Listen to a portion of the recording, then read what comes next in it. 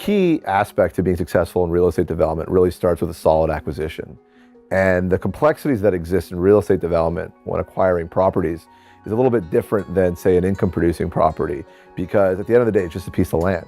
And the ability to see what that land can be and what you can approve and build and what that can yield is something that requires a lot of specific expertise that we feel we bring to the table. When it comes to deal flow, everybody, whether you're in real estate development or any facet of private equity, deal flow becomes one of the most important things. How do you make sure that you're seeing and getting to participate in the best opportunities? Our ability to access what we think are some of the best opportunities in development stems from a long history of being successful in doing what we're doing. What I mean by that is, 15 plus years ago when we started, we didn't have a reputation, we didn't have the same access to opportunities. And as you get bigger and bigger, the networks of people that bring these deals, brokers, bankers, landowners, have come and brought us opportunities. And we're lucky enough now that we not only have the deal flow that is directly as a result of our relationships, but because we have 15 or 20 of the biggest development partners in the space, we get to see a lot of the things that they see. And for that gives us scale that doesn't matter who you are in terms of access to opportunities. Having 15 or 20 organizations giving you deal flow access is really unparalleled in this business.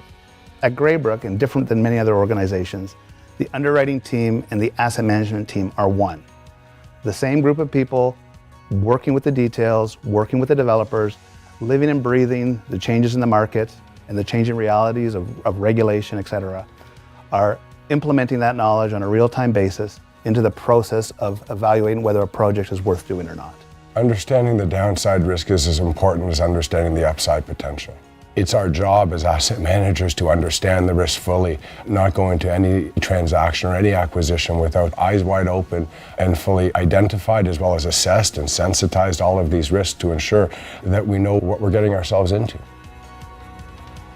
Among the things that we consider in our acquisition, there are several factors, but among the most important factors are things like entitlement. We don't like to buy things that are designated, for example, as a farm, to try to convert it to a high-rise development. We like to buy things that are already contained within the plan that a municipality has. The second thing would be managing our leverage. When we acquire something, we don't like to acquire it with a very little bit of equity and having a lot of debt on the property, because we believe that if time doesn't work in your favor, you're going to get yourself in trouble with too much debt. So we like to manage our leverage.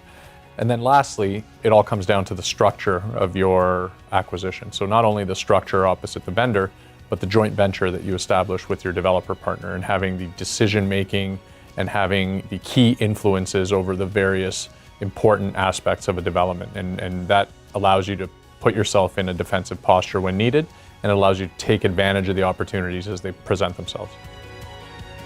We like to look at the market today. We're not trying to think too far ahead into the future, and we're trying to make things work as they are and as they exist today. So when we buy our land, we have to make sure that we're buying it within reasonable metrics based on the reality of today's market, not necessarily banking on future appreciation.